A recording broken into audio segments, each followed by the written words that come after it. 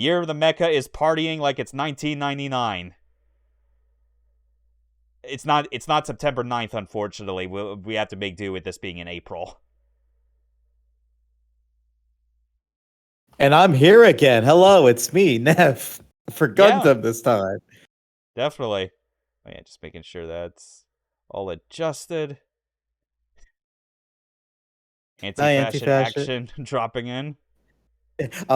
Anyways, this is an actual series. Well, not this game, but this is a series I have more context and history with, and more than Armored Core.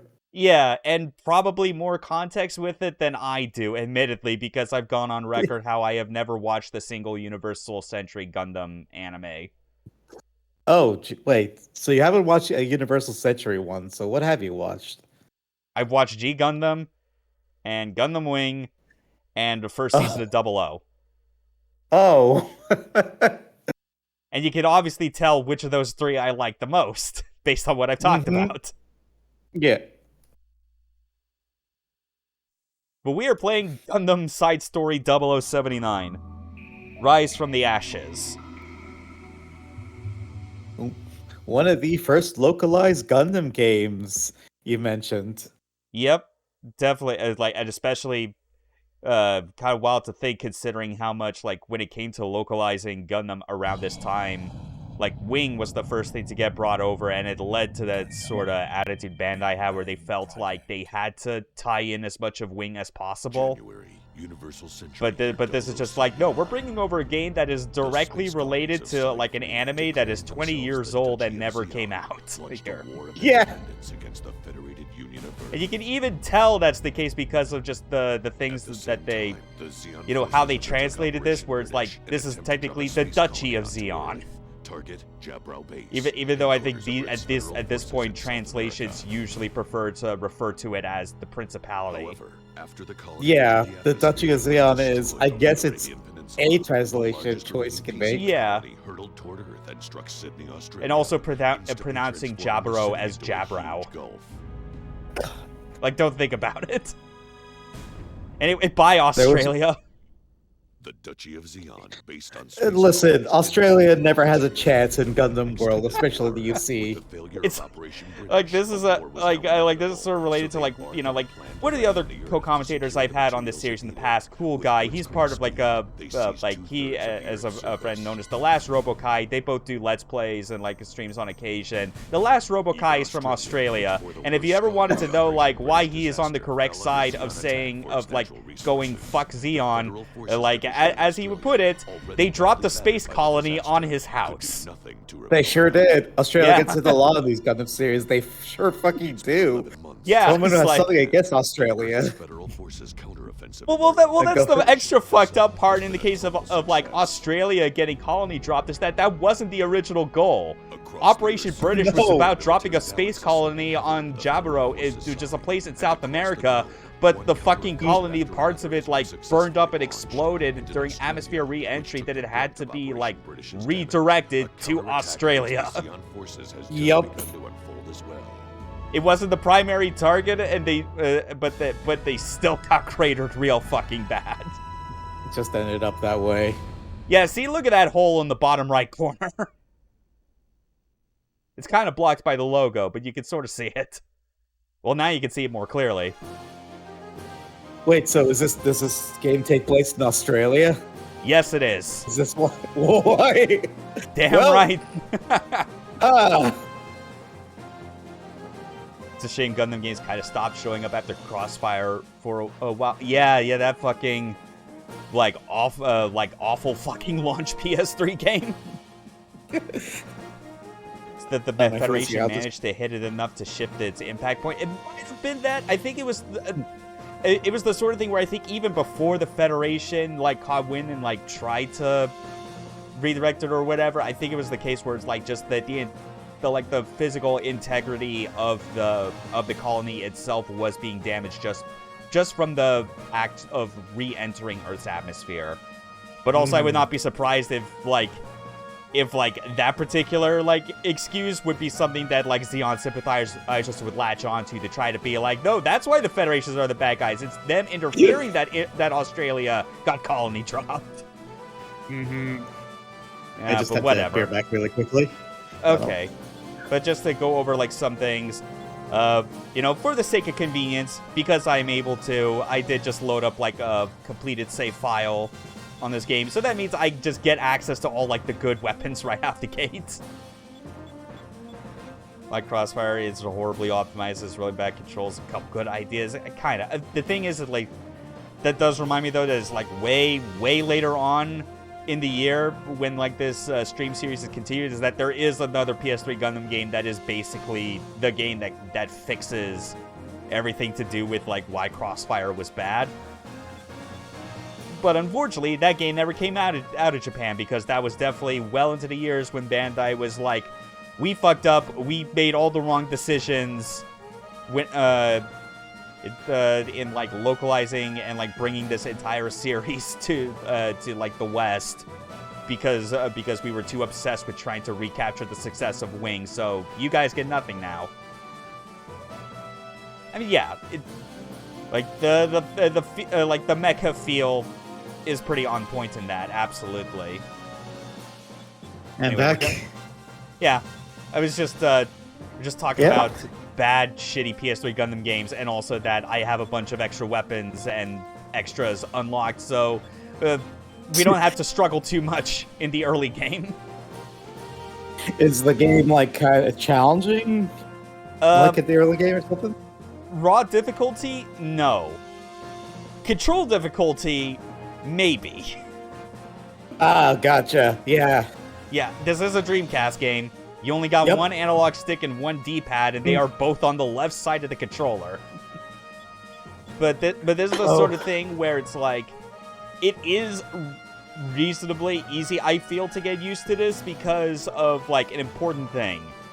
The way you play this game is not you just running headfirst and just like dashing all over the place with ease and shooting everything. This is so like in contrast, I like all the way back in not even January, yeah, I think it was February, around there, early on in this stream series, I played a game for the Saturn called Mobile Suit Gundam Side Story, The Blue Destiny. It was a Saturn game split across 3 discs of like 5 missions each.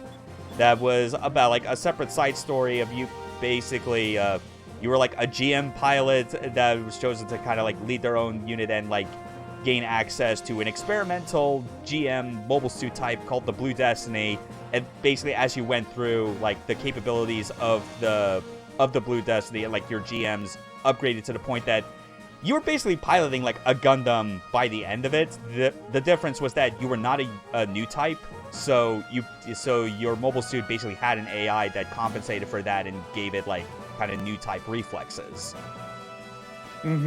Yeah, it's a really good game. A very fast pace. The cool thing about it is that you have like a cockpit that you like view the entire game in from at all times. So it has like this cool like claustrophobic feel to it, and like that cockpit view is like the sole carryover going from that game to this, because in terms of combat pace, Rise from the Ashes is it wants you to treat it as a much more tactical endeavor. I was gonna say, like, I checked a bit about this game like a few days ago. This looks like a way slower paced game. Yes, it is. And like part of that comes from when I say tactical, we actually have a controllable squad in this, rather than in Blue Destiny, where it's like, you have a squad, but they're just off doing their own thing. Makes me wish I could have tried out the giant cockpit box you could sit in and play. Oh yeah, that's right. That fucking arcade Gundam game where you go into a literal cockpit. Oh, those are all so cool. Yeah. I wish I could experience one of those things someday. Yeah. Our reconnaissance forces have confirmed that the enemy's defense line has more anti-air and ground emplacements than we had. Yeah, this is like just the fact they localized this game is still wild to me, because I don't think they even aired UC in like the US I think Toonami they look briefly tried to air the original. Like there was definitely a point where it was like in the wake of Gundam Wing, they were absolutely like trying to like just air some of like the older catalog, but I think most of it was on like a lot of like the smaller stuff like 8th MS Team or like Stardust Memory. There might have been a brief time where they were trying to like air through like the entire original Mobile Suit Gundam. Of course, thinks that like those cockpit, those arcade cockpit Gundam games, I think they still might have some of them operating in Japan. So there's a chance. There's a chance. Yeah. But yeah, we got different squads that are basically, their naming scheme is all color followed by animal. We have to support Red Possum. We are White Dingo. If you told me your main character was called White Dingo, I'd be like, yeah, checks out. Well, no, the squad's the White Dingo. We have, like, separate code names related to it. But that's Anita. Lieutenant Rare, the mobile suit you're in is And then it's Leon and Mike going from left to right. Leon's unit is Fang 2. Mike's unit All these is names are Fang so 3. normal. My hover truck has been designated as Oasis. Please remember that. Fang 2, Leon, roger that. Fang 3, Mike here, roger. Hi, Oh, Bloom. that's Steve Blum. Yeah? Yep. Or, I'm sorry, no, because this is 99 and 2000. Hi, David Hey, wait, Lucas. what's that supposed to mean? Oh, You yeah, remember that his, fucking era? It's a very appropriate name. I remember where he took on, what do you call it, like a fake name? Or... Yeah, it's like him, like that was the thing that like so many like actors that like we popularly recognize and take for granted, or like based on their names that just at the time, probably because of like union reasons or whatever, or reputation or whatever it was, they definitely treated where it was like we're just gonna like go under like pseudonyms for this. Like the things I always remember most from how it's like Metal Gear Solid, I think, is the biggest example because everyone like went by an alternate name except for David Hayter. Like I think he was the one that was always fully on board with it ever since the beginning. But then it's like you have Greg Eagles, and he just goes to like for the obvious like pseudonym. He goes by, I think it was like George Bird. Like that's a pretty solid giveaway. That's a good one. Yeah, that's a good one. Yeah, but it's like David Lucas, and then I forget like for the like the other person, but like Fang 2 is like voiced by Kirk Thornton. Which like some of his delivery when I was practicing this, I admit I briefly thought for a moment, was that Crispin Freeman? But it's like no, it's completely different. That would have been a hell of a combo though. They probably could have got him, and I wouldn't be surprised. Yeah. So we could select our mobile suit. GMs. And then we could also select our weapon. And because I have the extra options already unlocked, that means I can do more than just go with either the machine gun or the rocket launcher, because I got fucking beam weapons. Nice. This is the latest beam weapon design for Gundam class mobile suits. So when are you supposed to get the beam weapons? If you're playing this for the first time. Like, just at, like, regular points during, like, progression. Like, the thing with the extra options is that, like, this just gives you the ability to use them all out the gate. Okay, how about a shield? Gotcha. When involved in a ground battle, go with a small shield. It's not as Oh, yeah. Don't you mean RGM? Don't you mean Jim? You're right. Sorry, but Jim. God. Fang 2 and Fang 3 can do fine with just this. You'll see a bit more like how they're used in action in time. I forget like what the whole mail setup is for, but then it's like you can like save your data or like adjust the other options that you could mess around with on the main menu. Can't change the control config though once you go into the main game. But whatever, I'm used to Type A as it is, and you can like check the briefing again if you so need. It's amusing how it's like. I have to wonder if it's because they didn't go with, like, hand-drawn anime, like, portraits for all the characters, that was an easy enough reason to get Bandai to localize this game. I think that actually might be it. Yeah. Because especially, like, those are the only times that you, like, see those character models. Like, in the mission cutscenes, is like, it is very much just, like, simple animations of, like, these big vehicles and mecha.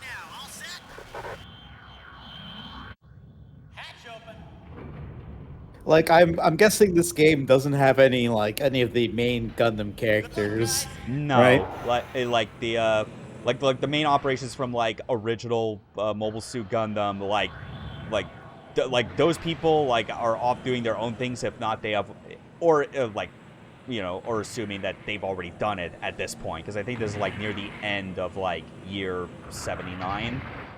Like it's kind of like leading up to about like the halfway or like tail end of like the 1 year war. Right. I'm not picking up any large-scale movement in the enemy area. It seems like we may have caught them off guard. A meteor shower. Remnants of the colony drop. Maybe they're the souls of all those that were killed in the drop, drawn back by the Earth's gravity. Wow, what an incredible sight to behold. Mike, you sound like a poet. Fucking make fun Bloom of is what I just said. like the hammiest out of every one of This these land here is voice charged with actors power right hatred now. for the Zeon. Oh, this is I feel it in my Like bones. he's basically given the one who is given all of the cheesy lines, and it just has to roll with it. Sleeping lion, don't you? yeah, this is like some vintage mid 2000s voice acting right here. Let's get started. Yeah, like early 2000s, late 90s, just like the earliest period of just like anime dubbing. Outside of like the very like very niche spread out stuff. I mean, like, because this is obviously post Cyber City 080808. You know, we're not dealing with any manga UK dubbed gold right now. Taking out those annoying anti-air and ground emplacements. This is Fang 3. The scenery here is so beautiful, there's no room for All the right, armor so line. We need it for battles. so we have a tactical map. Son, you're literally Hitler. Based this fucking idiot. I saw that meme. Yeah. So anyway, with this, like, compared to Blue Destiny, this is very much a tactical game because the second option you have is to give your squad commands. You can tell them to move, search, attack, guard, and then as well as, like, adjust, like, their fighting style based on, like, what range they'll engage the enemy. I'm usually fine with kind of leaving this as is. Kyo absolutely knows about Zeonic Front. It's not on the list of like games I'm gonna play because that's far too like in the direction of like tactical that I feel like I wouldn't be able to make that as engaging to watch, let alone play. But it is definitely like one of those good Gundam games that is really worth it for. You know, if you want as tactical of like a Gundam experience, short of playing a strategy RPG. Anyway, first things first, we're gonna let Oasis do a little sonar sweep so that we can actually see where enemies are on the map. Because I'm getting some. Yeah, go ahead, Minovsky. Minovsky particles absolutely factor into the gameplay. Because I'm sure you're familiar with, like, the core concept of that. Yep. I'm getting some really heavy Rainbow Six vibes from this so far. Yeah. And with what we brought up about Zeonic Front, like, it leans into those even harder. Oh, gosh. Yeah. Like, it's intense as far as just, like, what you have to do control-wise. But also, there's a huge satisfaction when you actually, like, pull off a tactical maneuver that is, like, successful. That's a good way to put it. Kyo describes it as Rogue Spear 0079.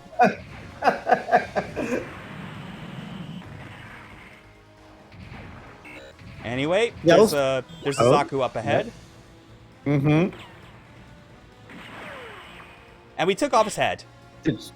Oh shit, there's like part damage in this game? Yes, there is. And the same thing can absolutely apply to you if you're not careful. Like we have our beam rifle in our right hand, naturally.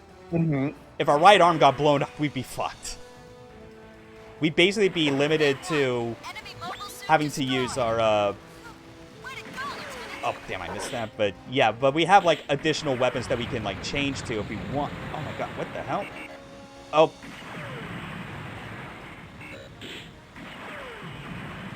Yeah, I'm actually gonna get... If Fang 2 is dealing with that, let's actually get Fang 3 to, like, do backup, because I've not gotten them to actually do anything yet. Oasis is, like, doing, like, her own scripted thing, where, like, she's basically, like, she's programmed to check out, like, a specific location on the map, but you still, like, as it goes by, like, if you're not seeing any enemies on screen, like, it's good to have her do special search just to make sure that your radar is actually accurate. Because Minovsky particles, otherwise, you know, due to the nature of, like, the energy output from mobile suits, makes that, makes long-range radar and, like, conventional military tactics impossible. Yeah, that would definitely get in the way. I imagine. But do all your, like, squad mates have, like, their own AI, like, habits or something? No, not really. It's basically, like any sort of habits you could glean would be basically determined by, like, what you, what weapons that you, like, equip them with to start with. Otherwise, like, you're meant to be given, like, as much control as possible with, like, where you tell them to move, where to, you know, like, their fighting range, like, where to attack, defend, things like that. We do have our head Vulcans. They are exactly what you expect. They're good for, like, these, for like, those, ground gun emplacements. But we also have grenades. You can hold the button to, like, to increase, like, the throwing strength and arc if you want. So, like, yeah, obviously that'd be the sort of thing where, like, if you're hit with, needing to wait for your, right arm weapon to reload, for instance, yeah, you'd have to rely, like, on those backup weapons. I was also gonna say, I like that little blurry pin-up JPEG you have on your cockpit up there. Oh, that's right. Fucking.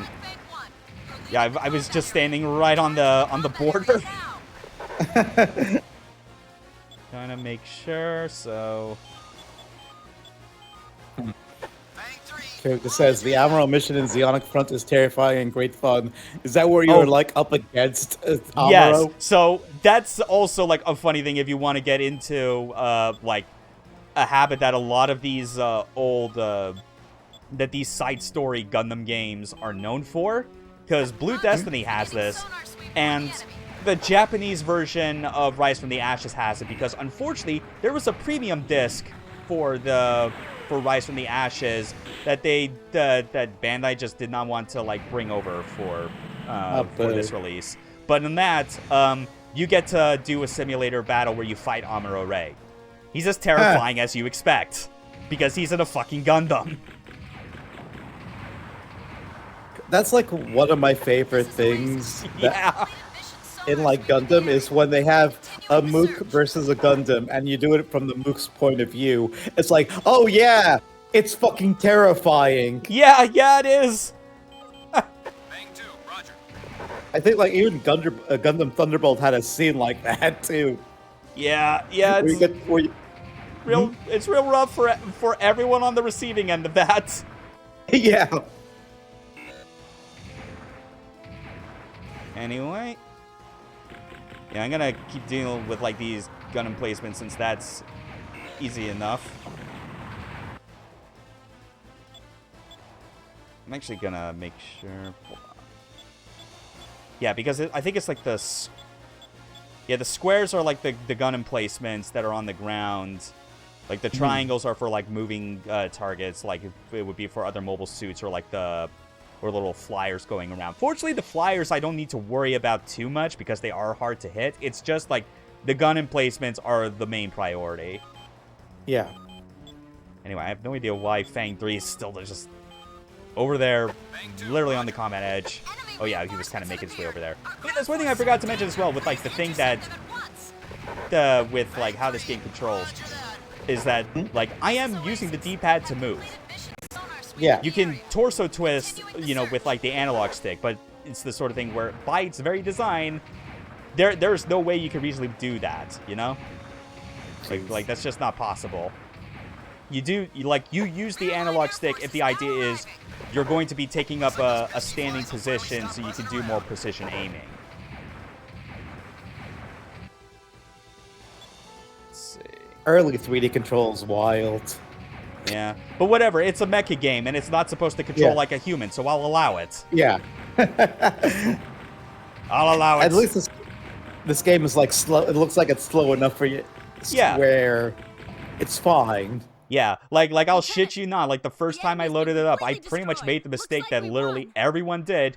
In my case, it made a bit more sense because like I had the context of playing Blue Destiny beforehand, but I tried just charging at like all the Zakus that were on the field already, and I got my ass kicked.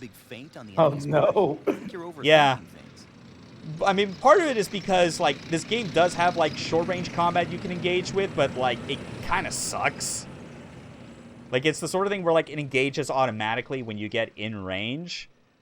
But I always feel like just like the range at which that you like swing your beam saber is like a bit shorter than like I feel the perspective leads you to believe. And also even during that time, like it just exists to leave you open for like other enemies to like get to your flank or your backside and just like shoot you in the process when you can't defend yourself. Wish there had been more successful early Gundam games. Yeah, I mean, I definitely wish that, like, more of the ones that were actually good had gotten, like, localized in the first place. Yeah. Like, admittedly, because it's like, Blue Destiny had no chance, because that was before Gundam took off in the West, and that was on the Saturn, which was already having a hard time everywhere outside Japan. This game was like a miracle, the fact that it came out, considering that it was like, you know, technically around the time that Wing was airing on Toonami in the States, but, you know, it wasn't focused on Gundam Wing. Yeah, like if you want like another example of like Gundam games just getting localized when like the better ones simply did not, like Journey to Jaburo, I believe was like the name of like an early PS2 game that was like kind of mediocre.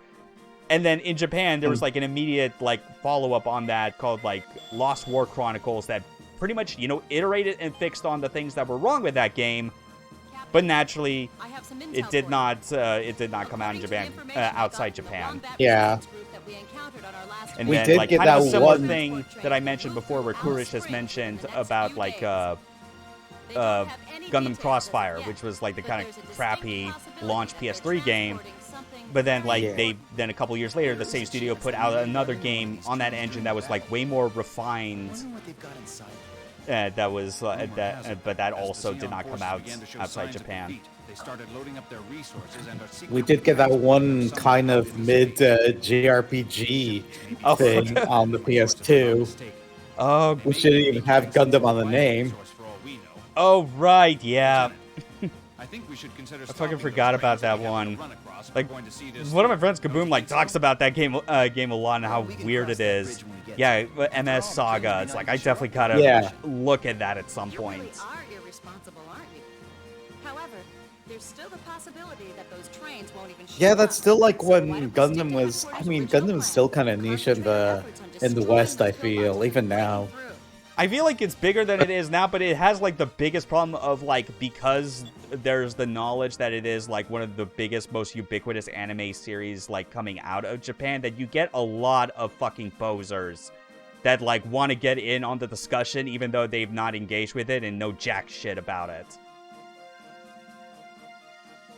Yeah, pretty much. Yeah, I mean, you can look at everything that is kind of cropped up about the discussion around the Witch from Mercury, and that's like the latest living proof of that. I was about to say, I love how everybody, like, all these posers coming up with these talking points about why it's bad, and I'm just here like, my dudes, that's been in Gundam since the beginning. Yeah, and that's and all this is coming from the person that, by my own admission, has not actually watched any Universal Century Gundam anime. It's like, that's how ubiquitous the whole thing is, where, like, I have already, like, been made well aware of the key, like, critical points of the series through osmosis. Yeah, I think I even remember, like, there was exactly. They're all the, wow, cool robot people, like, in that fucking meme every single time. But ironically, yeah. I think remember from like the very beginning, Tomino had to fight Lieutenant, like to the make Captain like the Dan main informed us, there character are many not civilians Asian living or elsewhere in the Japanese. metropolitan He's like, area. I think a lot of them stayed in the center of the city because the Zeon valued the and even like, civilians who worked in the occupation just bases watch and original let them live Gundam. safely in Yeah. exchange for their full cooperation. So like best if why we all avoid the the center of the weird, city so bad, we can goofy Gundam minimize names is any damage basically we do. his way of kind of We can lashing then out liberate the against entire the area after the against Allied Bandai and like areas have been the secured and sponsors, disarmed. the people that Yeah, fund pretty the whole much. thing. Do any fighting in the city Yeah, pretty center, we much have to be like careful not to you know You know about what? Quattro I- Vagina, right? Yeah. Like I am familiar with 4 Vagina. And with everything else we He have to has worry about, absolutely now we have to came out and concern said, ourselves with that "I too?" just came up with like the most nonsense name and try just to crashing see into if the I could get party? away with it." And now it's a tradition because we have like fucking Char XPs in later series that go by ridiculous names like Full Frontal. And bring Stabity. Bring Stabity, never forget Bring Stabity. Never. Oh my god. Okay. Yeah. This is Oasis. I'm proceeding as per HQ's plan, and I'm presently Oh searching yeah, for the there's that enemy. fog, Since that I earlier expect fog. soundtracking will be hard in a city spread out like this, I'm going to hold my position here for a bit. Requesting assistance. Oh yeah, so for this one, there's a bit more heavy scripting going on with Oasis behavior so that we cannot manually get her to do her special search. But that's fine because we already got like some targets that are like on there anyway. So let's get yes, Deep Bloom, you deal with that one. Have fun. Bang 2, roger. Bang 3, roger that. I mean, So like the kind fact of that like you have missions- a sniper scope of all things is absolutely the sort of. Oh wait, hold on. Did I forget? Did it literally? Oh my god! I just realized What? it actually switched me back to What? like I guess the default weapons. Oh no. Eh, whatever. I can make do with this. Fuck it. Yeah, just let it rock. Let it rock. Oh yeah. So what are like the mission structures in this game? Like, what are you doing? Is it just take out all the baddies? Kinda. There's some other stuff that's a bit more specific. In this case, we have to like hold our position here until like a Zeon supply train shows up and destroy it before it departs, for instance. Ah.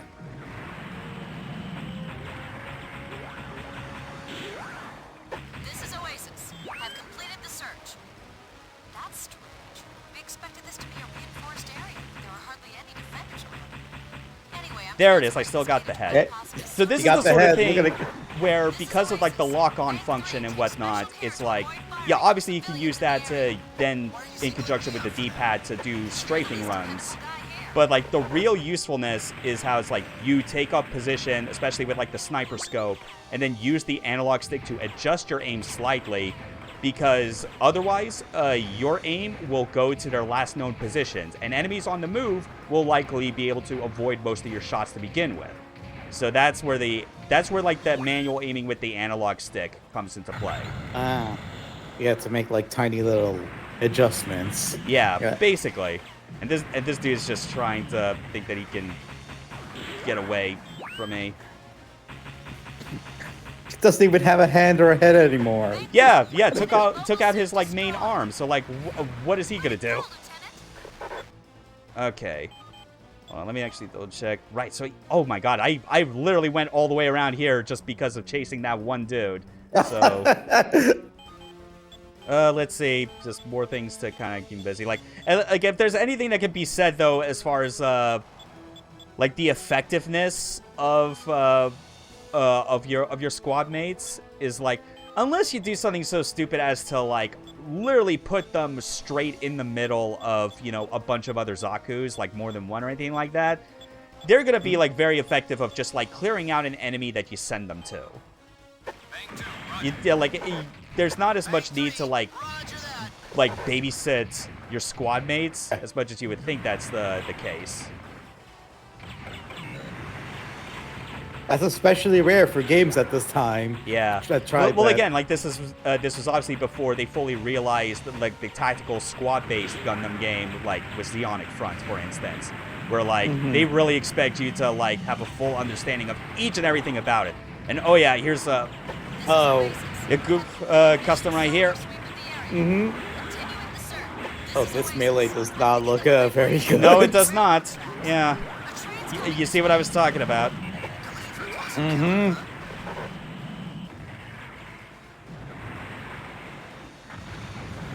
Yeah, I need to get away. Yeah, see, look at that, because, like, there was, like, that cluster of, like, squares up at the top, and, like, Fang 3 has just been, like, taking care of them, no problem. Yeah, it's obviously with the, yeah, I'm actually gonna reconvene to the, up to the north. I really do wish that, like that circular mini radar, it was, like, the range that it covered was a lot bigger. Yeah, it doesn't seem like it covers a lot. Yeah, like just how much you have to spend kind of going back to the to like your main menu to get the full tactical map and whatnot is like kind of frustrating. It's a normal goof. The custom is the 070p3 version. Yeah. Oh right, my mistake. Again. Yeah. Again, you don't need to hold against me just like the lack of knowledge. I know about like I know about the broader points.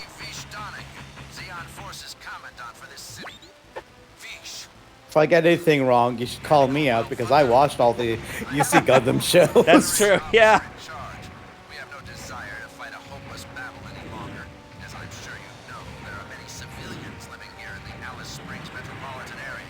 From our point of view, fighting a battle here would be a tragedy that would undoubtedly benefit neither side. Shut up, I'm trying to grenade you. Did you get any of those grenades? Oh, wait. Did you get it? No, like the cutscene plays after the like after that dude's little speech. That you're currently blowing. Disappointed.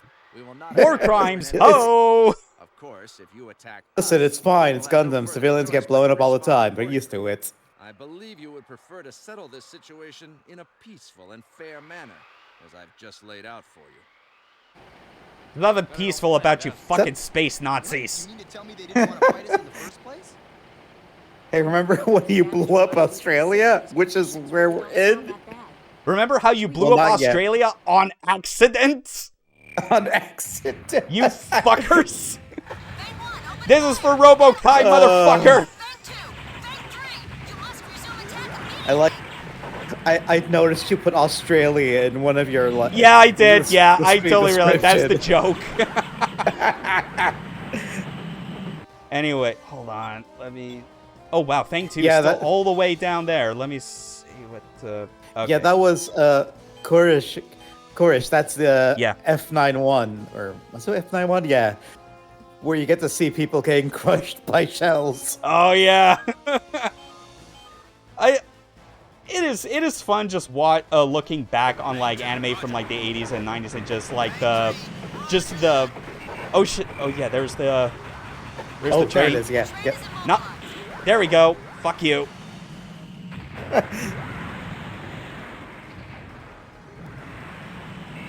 right, now we can fight to our heart's content. Yeah. I really wish the range at which that.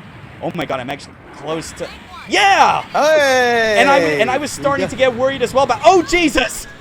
Oh, what was that? I just got fucking gang fucked off to my right flank, but whatever, the mission's over. Got it. Whatever, it's done. Am I in a Zaku 1? No, I am in a special like RGM that's like that's part of the fucking White Dingo squad. Jim Bob versus Goof Troop. Fucking goddamn it, the war in the long run and for the possibility of any kind of peace. Yeah, that actually got scary for just a brief moment because I had not been paying attention to like where my health was. Really just a troop transport, or could it have been something else? But yeah, that worked out well. Took out the train before it left, and I had dealt enough damage to like the goof beforehand that like the rest of the battle didn't take too long. The more I think about it, the more it really bugs me. Anyway, our mission's finally complete. We retook the city and drove out the enemy troops there. We were even successful in taking. I love cutscenes where a character is standing perfectly still while talking.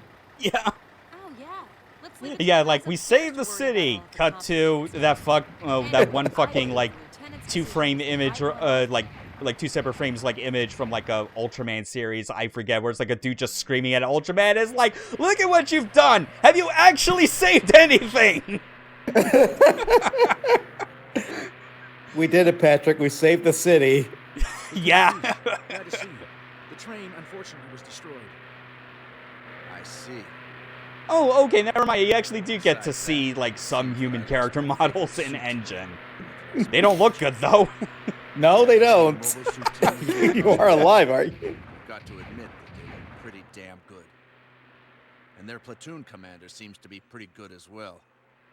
A skilled pilot at the very least. Oh, what were you going to say earlier? Because I mentioned, like, people getting crushed by MS Yeah, it was shells, about, like, and just you have- anime from, like, that period of time, especially in the 80s, where it's just, like, the willingness to, like, just casually show off, like, horrifically detailed violence, even if it's for a brief moment.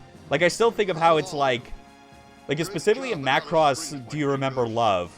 Like, you know, like, in the final scene, you know, like, the final battle where, like, the titular song is playing, and it's, like, there's just, like, a brief scene where, like, the Macross takes a hit, and there's, like, parts of the inside are starting to fall apart, and there's, like, the dude running and, like, gets crushed by, like, a metal bar that decapitates his head, and you just see it, like, fly towards the screen for, like, 2 seconds.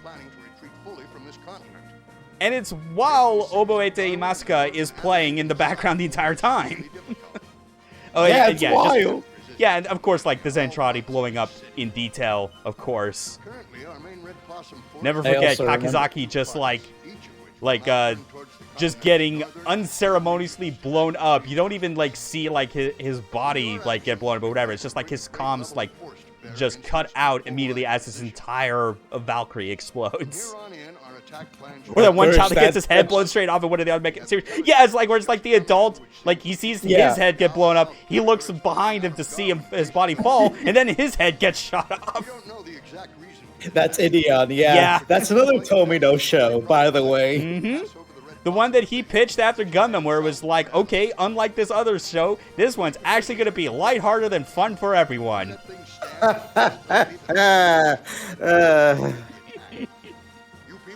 Fucking God bless that man.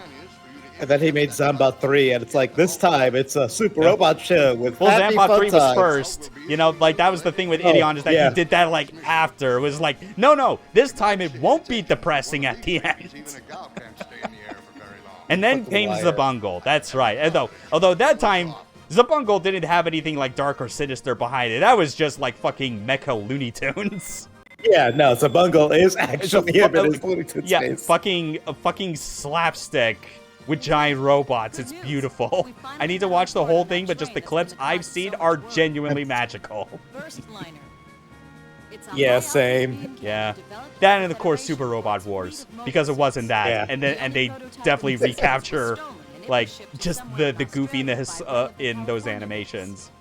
You mean like the IBM attack or whatever? We destroyed that train.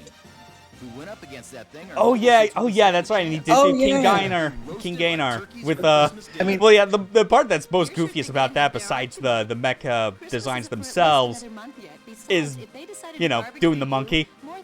Yeah, I also like later era Tomino was a very different man from early Tomino. Oh, it very much is. Like, watch Turn A Gundam after watching like his old stuff, and you could just see like huge shift in in tone. Yeah. It reminds me as well, where it's just like, as they get older and they have like the, you know, like the clouds behind them as like important creators, is like, reminds me as well of how it's just like Shoji Kawamori, like, as his career has gone on, where it's like you can tell that like he's no longer like key director and obviously just producer on the Macross series as it all, but like what he established has basically encouraged the people that work at Satellite and like the other studios to just make things even more like over the top and fantastic. But then you get to like when he's done, like, say, Genesis of Aquarion. That is Kawamori Unchained. Boy, is it. Boy, fucking is it. I fucking love Aquarion. I even love Aquarion Evol, including the twist that everyone complains about, where, like, the villain who thought that he was in love with, like, Apollo's reincarnation was, in fact, the reincarnation of Apollo's dog. What the fuck? Yeah, you didn't know? You didn't know that? I didn't watch EFLO. I only watched Aquarion.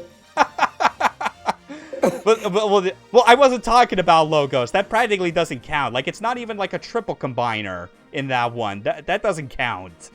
Evil is like that one is like fucking hilarious because it's like it's making good on a twist that like that the original series tried to downplay as not being the actual thing because he wanted it to be like no Apollo like was the reincarnation of Apollonius's dog, not the actual Apollonius in like ancient times. But it was like his editors were like, no, this is terrible. You need to change it. And it's like they did change it to imply that he was a reincarnation, but he still has his dog-like behavior and tendencies because he's a fucking beast man. Yeah, that explains a lot, actually. Yeah, so it's like when that actual twist like came around in Evil, I was like, no, this is totally deserved. You fuckers complaining about it are losers. Also, you're complaining about it in something that is just so full-on teenager melodrama in a series in both series, there is at least one episode dedicated to the concept of asking, what is it like to combine, asked in the exact same way that a curious teenager asks, what is it like to have sex? Yeah, we are literally talking about the series where when they combine, they get naked and have orgasms. Yeah. And now you know why I fucking give so much shit to Darling and the Franxx, because it is so much, like, more crass about it, because it's like, oh yeah, they're posed, like they're doing it doggy style. Isn't that funny? Ha ha. It's like, motherfucker, I watched the Super Robot show where, like, the act of, like, combining into the big robot gives you an orgasm. Shut the fuck up. It is done way more tastefully with that, especially with, like, the flowery, like, pseudo-Hindu imagery and other nonsense. The fucking robot has an attack called the Mugen Punch. Yeah. He punches the earth with it to heal and sew it back together in the movie. I fucking love Aquarion. It's so stupid. No, Sobi. In fact, it gets worse. Oh, it gets so much worse. Yeah. Even the people I know who like the show because it's garbage hate it after a point. When I heard people like turning on that series as it went on, I felt like huge vindication, even though I did not ask them about how it got worse. I was just like, I was already against that series on principle day one. I just wanted to roll with it. Like, I fucking told you so. Anyway, let's go on to mission 3. I fucking forget what we had to do in the briefing. I'm sure it's just blow up more shit. That seems to be what we're good for. That's probably what the mission is. Yeah. As well as the enormous destruction brought on by the colony drop has turned it into an almost endless natural lab. I mean, honestly, like, for a game that was made in, when was this made? 99. I know, like, it got localized in, like, 2000, but, like, the way I've organized, like, these games on the list is based on their original Japanese release. Yeah, for a game that was made in 99, I mean, this still looks pretty good. Especially It looks very considering the era. Dreamcast. Yeah. It's like when Harui's Endless 8 was airing and the realization slowly set in that they are playing it straight. Oh, no! I want to mention. I know about Endless 8, but like that's still the sort of thing where it's like I have memories, somewhat fond memories of watching Haruhi Suzumiya, but it was only that first season. I never even realized there was a second season until people started talking about Endless 8, and I was like, what the fuck are you talking about? There's just those 14 episodes. Oh wait, there's more? Oh wait, yeah, they did that? Oh, what the fuck? I just want to point out the best thing about Endless 8 is, okay, Arclight. Yeah. You and me, we're goons. We have something awful forums. Oh yeah, absolutely. We're familiar with Hellside. Yes. The Haruhi thread during Endless 8 is a wild trip because it's just people who are just experiencing it in real time. Oh, man. Going, no, this can't be it. Oh, yeah.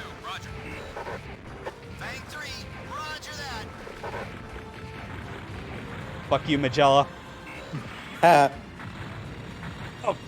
What? Oh, that's flies. I thought you just sent it rocketing up. Oh, that's what's doing it. Fucking.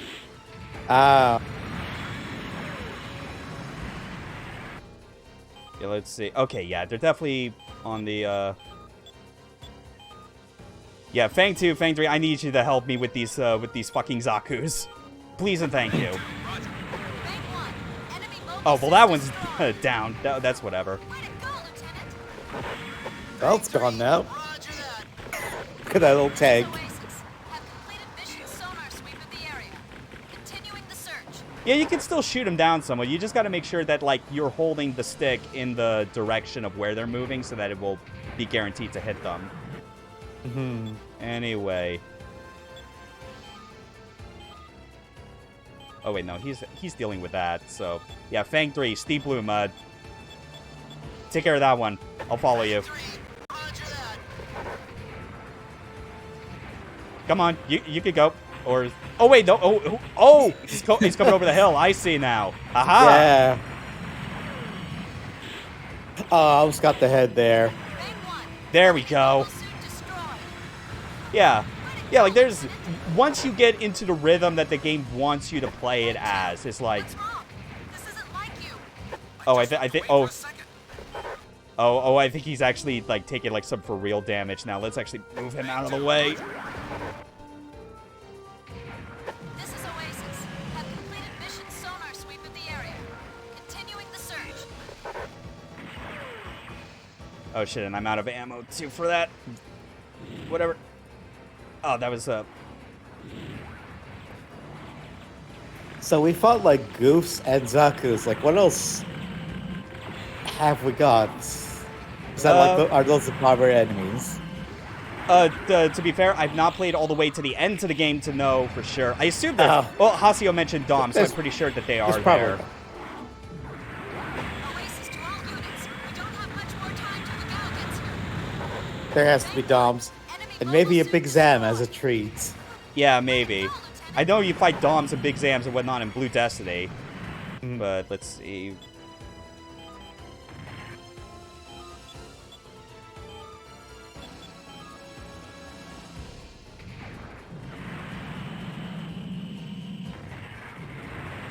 I'll admit as well, with this game, even though I don't think I'll be able to do it, this game is short and has only, like, 9 missions, so, like, it probably won't take long to see, at the very least, half of what this game has.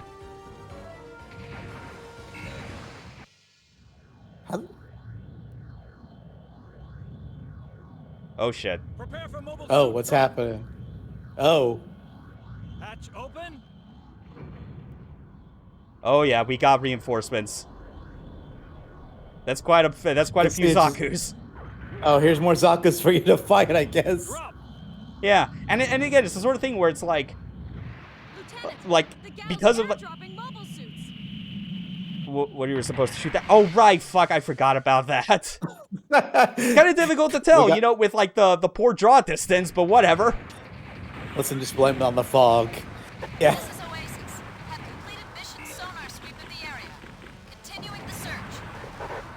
Okay, so... Fuck, what do we gotta do? Yeah, I'm over here. She just finished up, like, her last special search. Actually, let's move her forward. I don't know if, like, I have to imagine it sort of comes out in, like, a sort of radius, if I had to imagine. Yeah, that's not gonna be fun. Don't worry, it's not red. Okay. I don't think we have to worry about, like, any red suits showing up.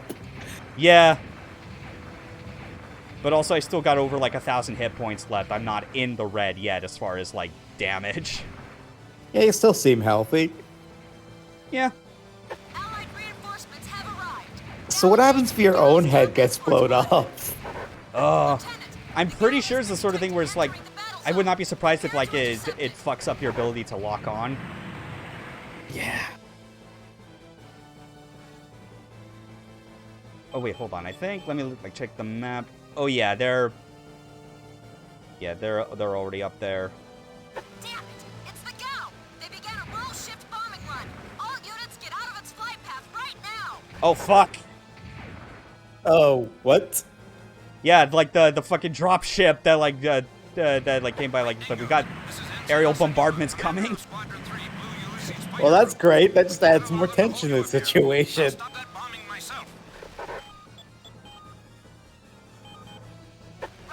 Beginning sonar sweep for the enemy. Okay. One of the jet core boosters has successfully rammed the gal. Bomb bay hatch destroyed. Wait, is it? Are they handling it or what? I guess? I don't know. I'm just trying to... There it is.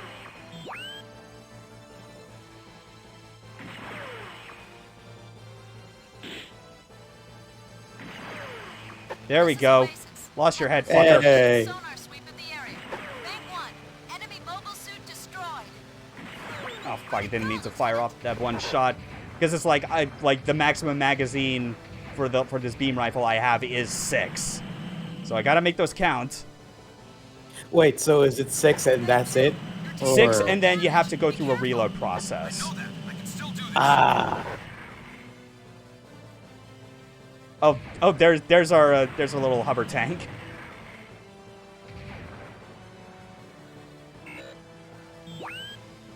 Come on, and Did you get this head? no, I didn't.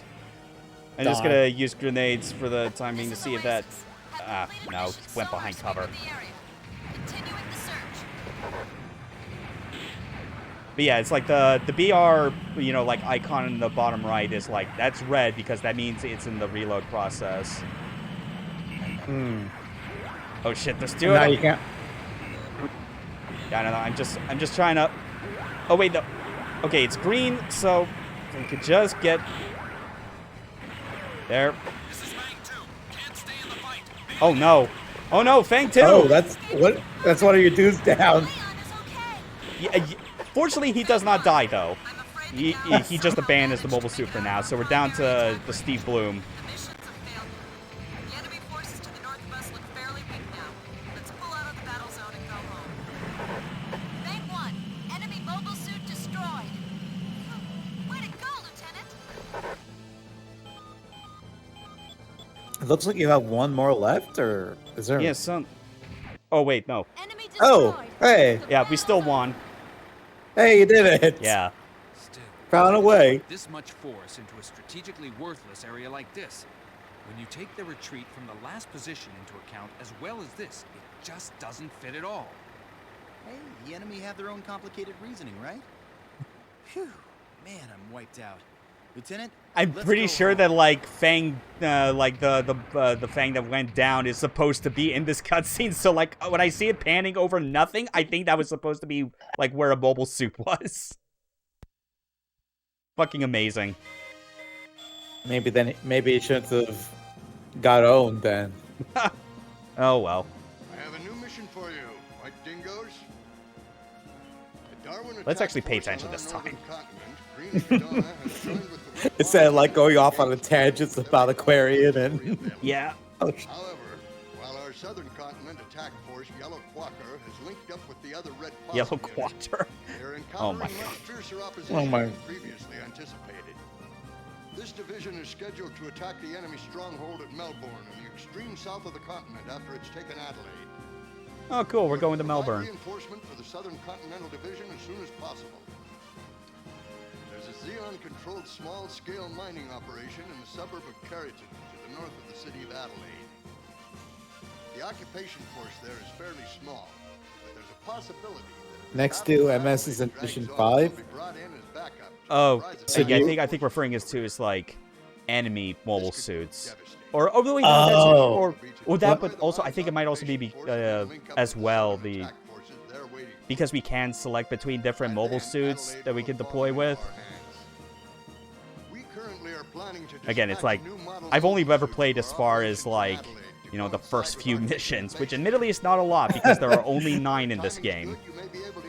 I've only played enough to know how the game controls and that I would not make a total ass of myself trying to play this on stream. Enemy MS destruction. Yeah, let's just focus on that. That seems to be the only thing we're good for. Lieutenant Rayer, I can't believe This is definitely a lot more, a little more low key than what I'd expect from shock over it. Gundam. Are you still listening But to I feel like you can always do like I don't Gundam video games have like a lot of potential Mm-hmm. Well, she to isn't fit a into like a lot of genres. What was that, Mike? What'd you just say to me? Oh. Never mind that. Time for the news. Yeah, Steve Bloom's character is a womanizing asshole. Who knew? Of course he fucking is. Yo, there's the Doms. Hey! Fierce fight and then an easy sweep. Doesn't that sound strange to you? The Zeon Earth Occupation Force's largest stronghold, California base, was returned to its rightful owners within the Federation. With other Zeon units Fuck you, going out in Zeon. other places, the victory of the Earth Bomb's Federal getting Forces is now a dominated. certainty. The day when true peace damn will it. return to the territory is now close at hand. Maybe they're exaggerating just a little. Anyway, looks like our brave forces are winning and driving out the remaining enemy forces. That's great. Let's keep up the good work. Yeah, 1 year war is definitely going back in our favor again. BNN bullshit news network. Wait, Nice. hold on. I just remember. I think BNN is technically the name of like the fake news station in Robot Alchemic Drive. Wait, really? I want to say it was like a 3-letter like station that like starts with B. I also know that like, you know, in in fucking Metal Wolf Chaos it's also called DNN. It is, yeah. Yeah. Believe it. Where today's password is justice and freedom is your motto. Oh, Metal of Chaos is a treasure. I'm glad I played that game. This is DNN, where the password is we love Richard Hawk. Hawk. Superimposed Richard Hawk's face inside of a heart. Oh my god. All right, let's blow up some more Zeon scum. Yeah. I think I Where's got the enough Metal at Wolf least thing? in me for like doing this one more mission, and then like, you know, obviously leave some for the rest of the people at home to figure out where it goes.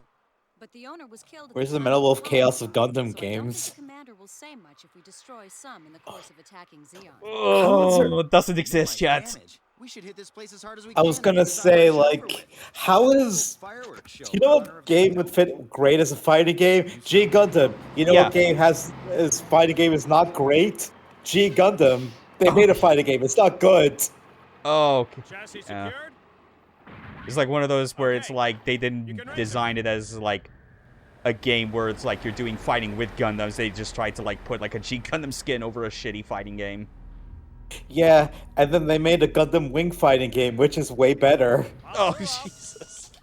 Made a really good hero shooter for Gundam that also sucks ass. I don't want to think about Gundam Evolution. Well, I do not want to think about games that are that have like a mecha aesthetic and are not actually mecha as a game genre. Because that's obviously like what the point of this stream series is about and like trying to highlight. I mean, Battle Operation 2 seems a lot more like a mecha game, but it's also it a gacha absolutely game. is. Yeah. We'd better be careful here.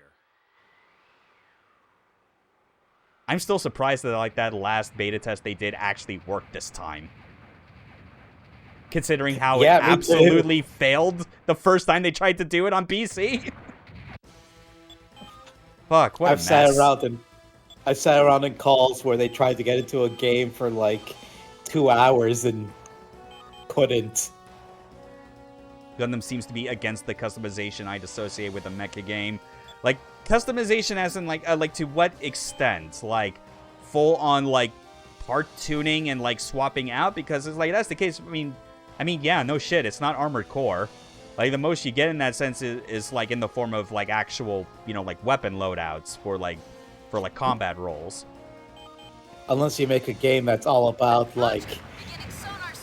It's all about kit bashing different Gundams together, like Gundam Breaker.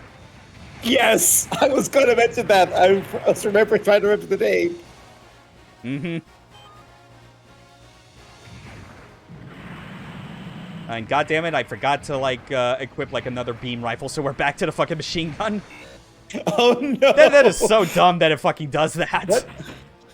That they just constantly de-equip you. Yeah. It's that old game jank. Yeah. Okay. That's who I was, like, chasing after. Oh, knocked him down. Wow, you actually got him.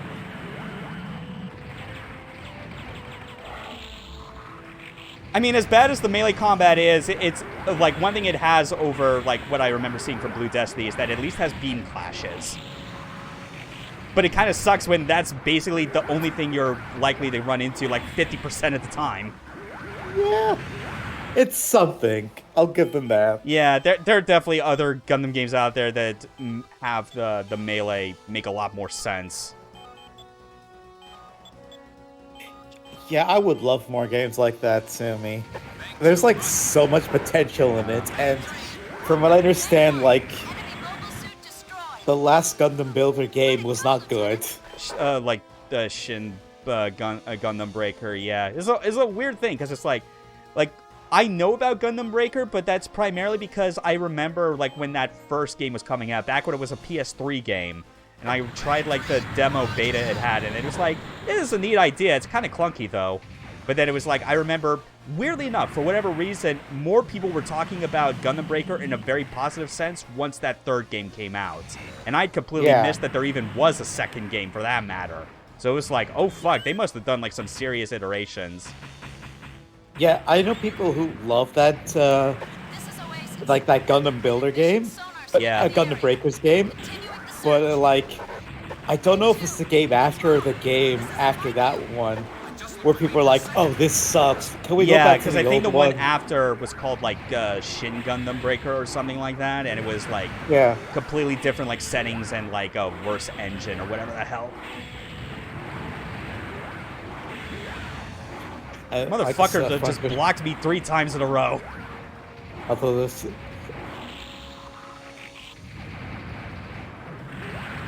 You know, for all of my talk about how much I love mecha games, I have never played a Front Mission game. I have played a decent amount of Front Mission 1. I've been kind of stubborn about playing the rest because it's one of those things where I'm like, ideally, I would like to play them all in order. Except they're all strategy RPGs and take a long fucking time. Oh, especially the third game. Oh, yeah. Oh, thinking about, like, the third game, that also kind of falls into like a thing that I've often complained about when it comes to people talking about like the best mecha games or whatever, and you can obviously tell like the kind of person they are, whether they're actually like whether they actually have like the motivation to go through with like, you know, getting Japanese imports.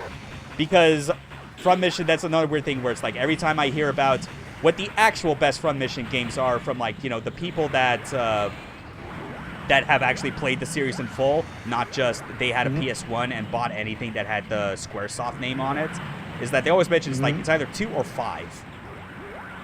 But the ones that only got localized back in the day were 3 and then 4, and 4 is like one of the least liked ones of like the main numbered games.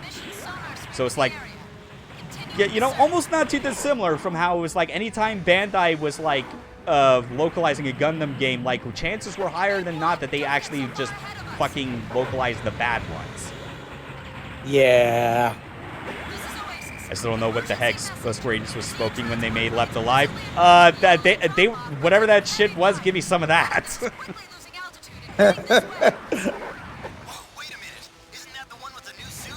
Yeah, our client has mentioned before how much he loves Left Alive. I love it. It is an amazing disaster. It is the Mecha Deadly Premonition. Think about that. Think about that for a fucking second. And if you try to say anything about Deadly Premonition being like, oh, but it's like actually plays better, and I'm like, really? Really? It does not. No, it does not. Oh, here they come. Oh boy. Medea with like an escort of flying goofs. We're fucked.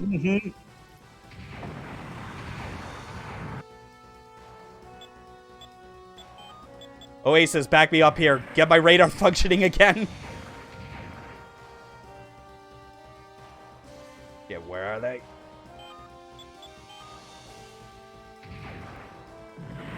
This is Oasis. Have completed mission sonar sweep of the air. Medea is losing power. Emergency landing. Oh, anyways, oh shit! Sounds like it's coming in hot. Yeah. When you're talking about importing games, I was just about to mention it's me. I'm the one who imported all those Super Robot games, Wars games. Hell yeah, you're one of the good ones. I started like from Alpha 3 and I just fell into that hole after there. I had to. Admittedly, for me, like when it came to like my to like my imports, it was obviously more for like the games where the language barrier wasn't going to be a factor, which is why I don't own as many Super Robot games from like that era as I could have. Entirely because it's like, man, I'm not going to be able to read that shit. Yeah. What helped is like there were those giant translation guides when I got them. But it's not the same as if it were like an actual translation patch, you know? Yeah. Like I remember like the weird nonsense with like Front Mission 2 where like that had a fan translation patch, but for whatever reason, like with like the English text that they were like, oh my god, I'm getting my ass kicked right now. Yeah. Seriously, I wish that like the oh fuck, just get out of there. Oh. Melee's not in your favor. Honestly, you're almost dead. Yeah, it fucking sucks. Like, I wish I was not having to like pull out like the beam saber every single time they got within range. Yeah. Fine, you want the fuck you. Let this shoot it. Oh, this looks so jank. This is bad. Oh my god. This is why I said like I'm kind of running out of energy, and like this is probably the last mission we show for this entire fucking game. I feel bad for laughing at this whole situation. No, laugh at my expense. I deserve this. I'm the one streaming after all. Yeah. Hell yeah! Oh Jesus! I just saw the other Baltrin out of my left periphery. I am dead. There was like another one right there. Oh my god! This guy's stuck though. Whatever. I'm taking advantage of this. I swear to God, fucking back me up already, you assholes. I don't. The guy seems a little stuck. Hello, is it me you're looking for? God damn it. Just stay. Oh my god, okay, I think that's first one?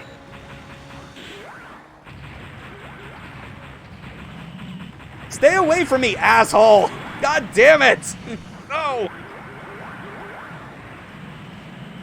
Actually, now that I think about it, I think I'm even more of an idiot because I think I realized that there's like a option to kind of turn off like the manual, like the auto saber combat or whatever. Yes.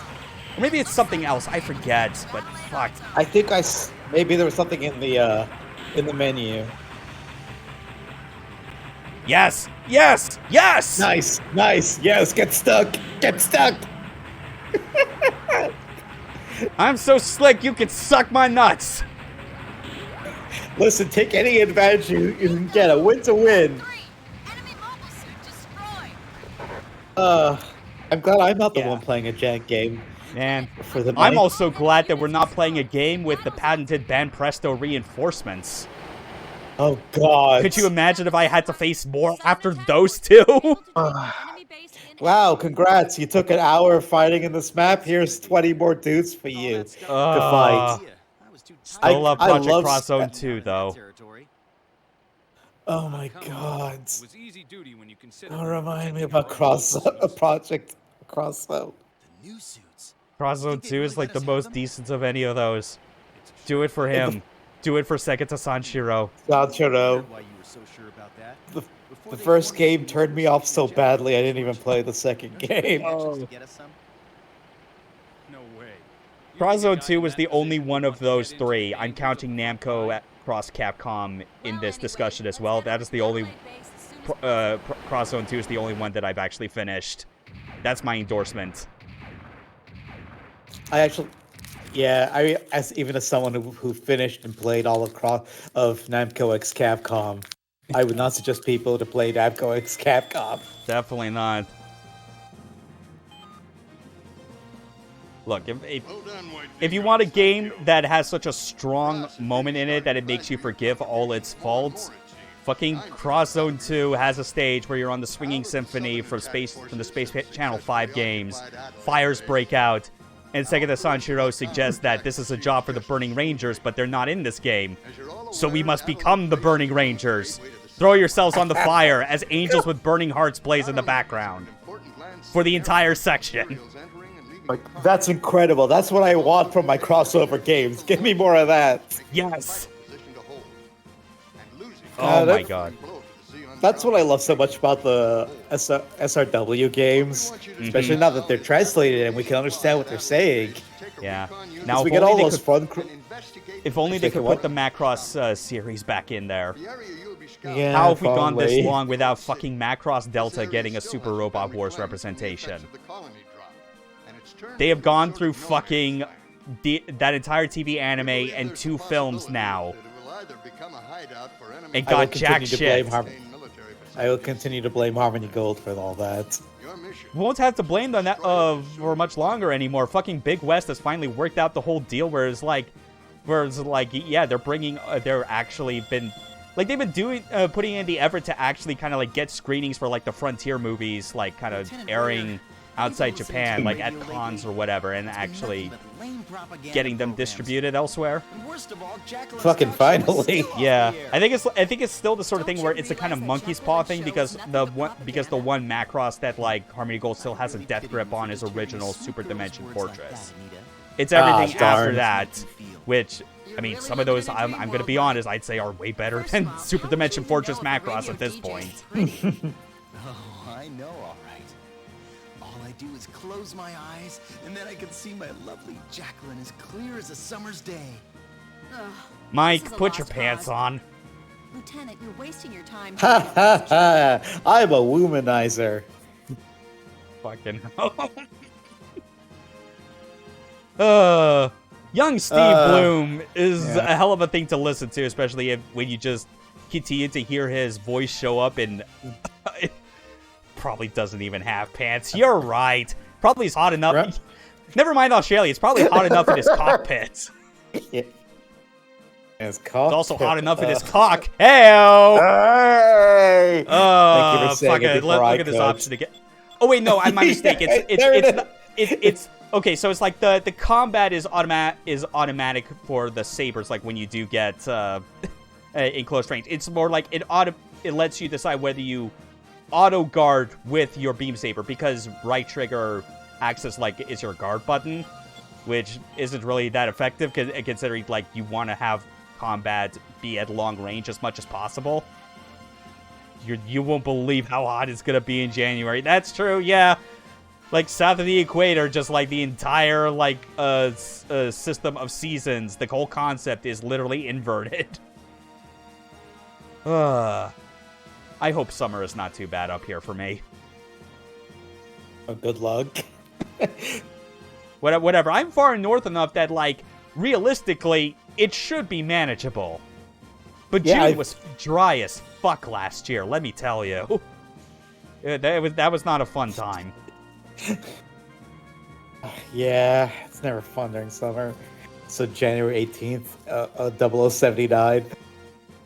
Don't worry, I'm sure like Australia will have other things to worry about other than the heat. Yeah, you know, if you're gonna book a vacation, maybe don't go. Maybe do not go have like a little tourist spot like in Sydney. That's all I'm saying. There are other more pleasant places you could probably look at. It's still gonna be out a week later. That's true. Yeah. Whatever. You think we've like shown off as much as we need to for fucking Rise from the Ashes? I think we have. This is a neat game. I definitely... Yeah. It's the sort of thing where it's like... The different gameplay focus is the sort of thing where... It's almost unfair to compare it to its direct predecessor, but I think even like when judging it on the merits of does it accomplish its goals as well as it can, I think Blue Destiny still does a better job of accomplishing what it sets out to do better than this does. Because here's the thing, with Blue Destiny, it is fast-paced, non-stop action, and you get the thing that really sells it is that you get this fantastic escalation of you getting better mobile suits that by the end of it, the Blue Destiny unit you're piloting is literally a Gundam. You know, you got your beam rifle, you got your fast reflexes, courtesy of its AI computer compensating by giving it, like new type levels of, like, prediction and foresight of the battlefield. Oh yeah, that's right, like, Fang 3 is getting equipped with, like, a gun cannon for, like, the next mission, but whatever. You can all look this up elsewhere. But it's like, with this game, as you saw, you see the foundations they're trying to establish for a more tactical-focused, squad-based Gundam game, which has merit. But as we mentioned early on, courtesy of, you know, like, Kyo bringing it up in chat, Zeonic Front literally comes out like a few years after this, and is basically the ultimate realization of that entire concept. Mm-hmm. But you still gotta get credits to things that are, like, establishing the precedent beforehand, especially with this game coinciding with one of the earliest, like, localized Gundam games. Like this was part of, like, just however many games Bandai felt was, like, they needed to bring over because they had a hit on their hand when they got the deal with Cartoon Network and Toonami to air Gundam Wing, and suddenly was like, oh shit, the rest of the world loves Gundam. I mean, it's not this specific Gundam, but it's a Gundam. But it's yeah. Yeah, so that's at least enough of a big deal in my eyes. Like, it's still decent enough that you can put it on the list of other things to prove to people that there are such a thing as good Gundam games. It's just not my fault that you couldn't be bothered to, like hack your system or, like, make a burned copy of a Japanese game or whatever the fuck. That's on you. Anyway, thanks for being on board for this, as janky and bad and kind of stressful that last mission went. I had fun. Like, you saw what I was talking about, where it was like, I still have my habits of I just want to charge forth, and, like, the whole time, and, like, when you do that, that spells death most of the time.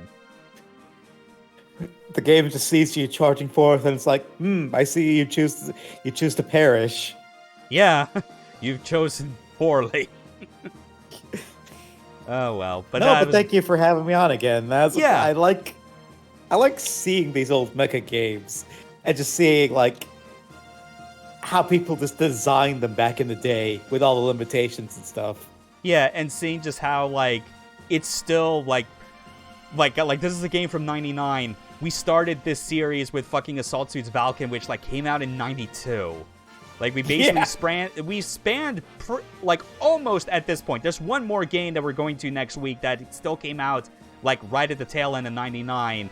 But basically, I've just gone through, like, quite a few months of mecha games from the 90s and just showing off, like, everyone basically going to, like, the beat of their own drum because of this just being a genre that is, like, so specific to this country because it's all tied to, like, an anime, like, fiction genre that already has a lot of diverse takes on it. Still wish Cool Guy and Robokai could finish their run of this game. Oh, right, were they doing that? I remember the one where it was, like, Pop-Tarts Ninja had them both, like, on, like, a, like, co-commentary for that. I admit, I tried watching that, but that was the sort of thing where it was like, man, you really could not have bothered, like, getting, like, a higher quality, like, capture setup for like, recording SD content, and also stretching the aspect ratio to 16:9. Like, what the fuck? I don't know. I can't be too hard on him. Like, like, Pop-Tarts Ninja's good for other things. Like, he did that fucking BattleTech LP, like, on the sub forum. That thing went on for ages. But yeah, just, like, so many games, like, approaching different styles based on what they wanted to recapture from the mecha anime that they watched of yesteryear. And that's more or less going to continue going into the 2000s. And then barely seeing it throughout the 2010s because AAA development is a fucking hell beast that ruins everything and kills smaller franchises and mid-budget games. That's fine. There's still people who are still trying to make those games. Yeah, still out there. Whatever. At least at the end of the day, I at least still got Daemon X Machina a few years back. I'm still forever grateful for that. Anyway, yeah, I guess as far as like what the next Mecha game is, because I kind of alluded to it being another game from the end of 1999, next week is Custom Robo. Cool Guy's going to be on for that, and it'll immediately be one of those where even though I have a physical copy, I'm going to compromise for the sake of making sure that it's at least a good viewing experience for everyone, because I'm going to be emulating it with the translation patch. This is what I get for not having an EverDrive for my N64, because it is still one of the few systems I prefer to have a physical collection for. Wait. So you said that you're going through it with a translation patch? Isn't it already translated? No. It's, like, I think what you're thinking of is that, I'm referring to, like, the N64 Custom Robo games, which were Japan only. Okay. I'm not talking about the GameCube Custom Robo game, which was like a few years out. Right. Yeah.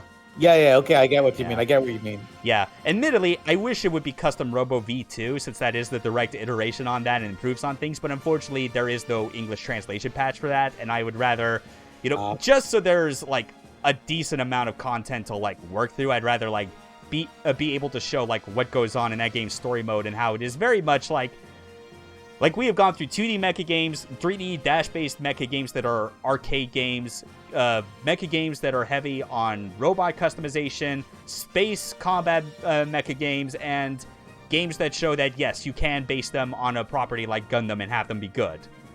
Custom Robo, as you'll find, is like, what if we just like made a mecha game that is of the vibe of one of those kids' animes that clearly is supposed to have like a toy tie-in?